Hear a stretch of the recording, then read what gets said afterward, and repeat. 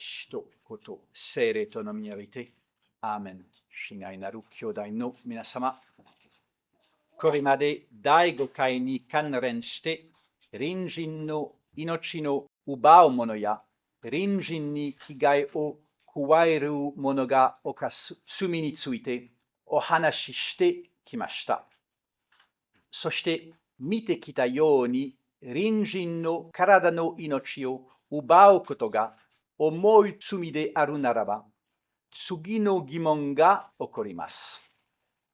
隣人の霊魂の命を破滅させる者や、隣人の霊魂に致命的なキスを負わせる者の罪は、一体どれほど重いのだろうか。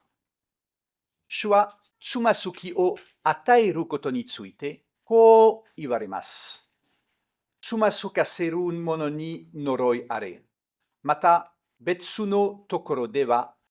ロバの引き薄を首にかけて海の深みに沈められる方が良いとも言われます。こうした言葉に私たちは立ち止まってこう自問せざるを得ません。つまずきとは何だろうか？なぜそれほど恐ろしいのだろうか？そしてどうすればそれを避けられるだろうか？今日はこれは3つの問いについて考察します。つまずきとは何か？つまずきとは私たちが他人の罪の機会となってしまうようなあらゆることです。それはその人の歩く道に置かれたつまずきの意思であり、その人を霊的に転倒させるものです。第一に、つまずきはほとんどあらゆるものから生じうるものです。もちろん、題材から生じることもありますが、取るに足らないように思えることから生じることもあります。例えば、不注意な言葉、不敬な冗談、慎みのない仕草、曖昧な会話、あるいは悪い模範なのです。時には、それ自体は合法的な行動であっても、悪く見えるようなものだったり、信仰の弱い人々を惑わせたりするものだったりして、つまずきとなることさえあります。愛徳は私たち自身の良心だけでなく、他人の良心のことも配慮するように求めているのです。第二に、つまずきは誰に対しても起こりうるものです。相手が若いか年を取っているか、無垢であるか、すでに罪深いかは関係ありません。あの人はもともと堕落していたと言い訳する人々もいます。しかし、それで私たちが責任を免れるでしょうか？病人が必要としているのは別の傷ではなく癒しです。また、その場には一人しかいなかったというのも言い訳にはなりません。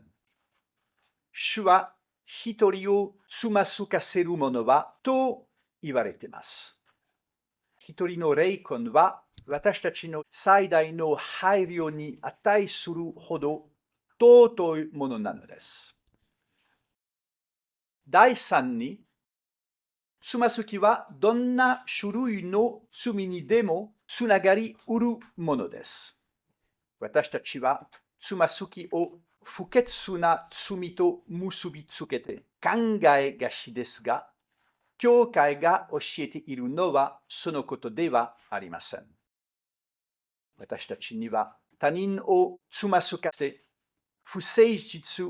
泥酔、復讐、祈りのおとかり、終日の皆のほき、宗教への無関心に陥らせる可能性があります。他人が良いことを行う気持ちをなくさせてしまえば、つまずきを与えることになってしまいます。霊魂を天主から遠ざける者はすべて、つまずきという名に値するのです。なぜつまずきはそれほど恐ろしいのか。その答えは単純です。つまずきは最も尊いものである不滅の霊魂に害を与えるからです。第一に、つまずきはキリストご自身の御業に逆らうものです。主は霊魂を探し求めて救うためにこの世に来られました。すべての霊魂は主の尊い恩師という代価によって買い取られたのです。つまずきを与える人はその逆を行います。その人は悪魔がキリストから霊魂を引き離す手助けをするのです。人の財産や養伴に加えられたいかなる損害でも、その人の霊魂に加えられた損害に比べれば比較にならないほど軽いものです。第二に、つまずきはほとんどの場合、一つの罪で終わるものではないからです。一つの悪い模範が別の人に悪を行うことを教えます。その人はさらに別の人をその気にさせ、悪は広がっていきます。乾燥した草に落ちる火花のように、つまずきは家族全体、学校、職場、そして共同体を炎に包むことがあるのです。多くの罪はその罪人と共に死にますが、つまずきには子供や孫ができるのです。第三に、つまずきはしばしば、つまずきを与えた人が死んだ後も生き続けるからです。その人が死んでから久しくなっても、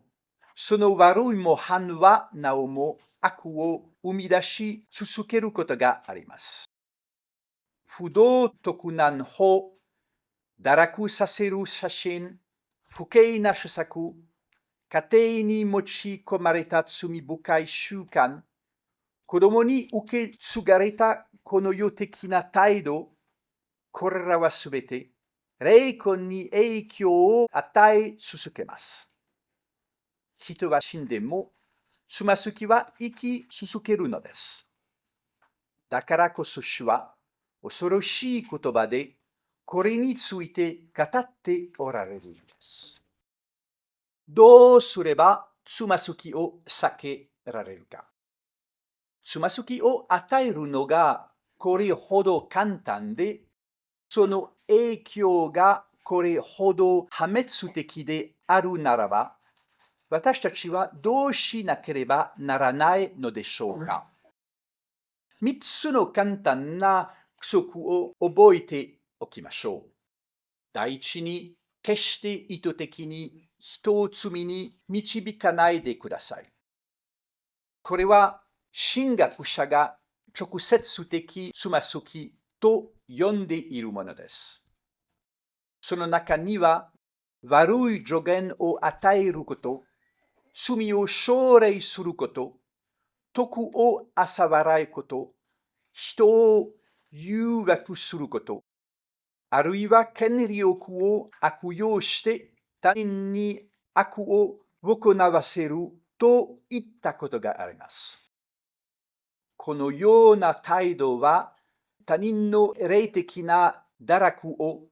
直接的に求めるものであり、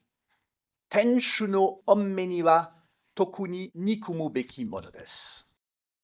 第二に、悪い模範を避けてください。これは間接的つまずきであり、おそらくこちらの方がはるかに一般的なものです。誰にも自分の真似をしてほしいとは決して意図していないという人がいるかもしれませんが、それが本当だったとしても、意図だけだからと責任を消し去ることはできません。子供は親を真似るものです。雇い人は雇い主を真似ます。友人はお互いに真似をし合います。私たちは言葉よりも行いによってもっと多くのことを教えています。したがって、すべてのキリスト教徒には他人が悪徳ではなく正徳に向かうよう励ますような生き方をする義務があるのです。第三に、過去につまずきを与えてしまったのなら、それを償わなければなりません。国会は天主の許しを得ますが、愛徳はそれ以上のものを要求します。私たちはつまずきの機会を取り除き、悪い影響を退け、有害な助言を正し、そして可能な限り、自分が道を迷わせてしまった人々を連れ戻さなければなりません。もしそれがもう不可能であるなら、私たちの祈りと愛徳、そして何よりも真にキリスト教徒らしい生活という証によって、他の霊魂を救うよう努めましょう。誠実で目に見える改心は、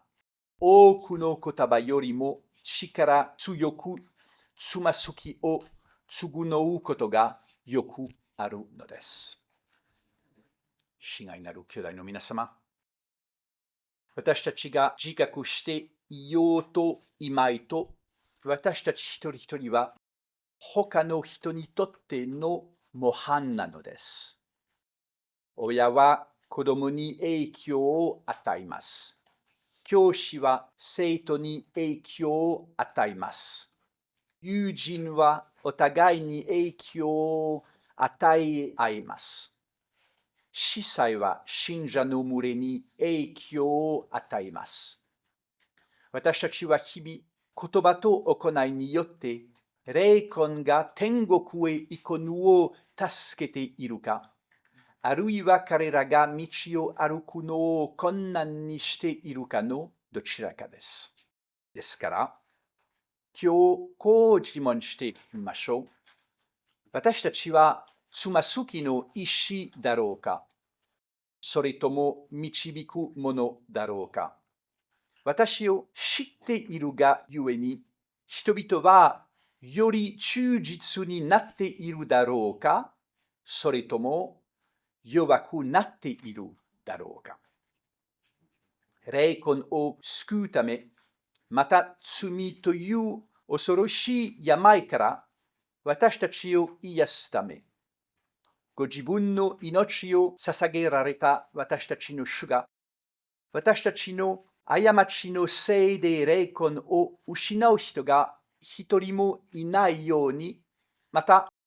私たちの模範が常に人々を罪ではなく聖徳の道と天国の永遠の喜びへと導くようにしてくださいますように。アーメン。使徒こと聖霊とのみによって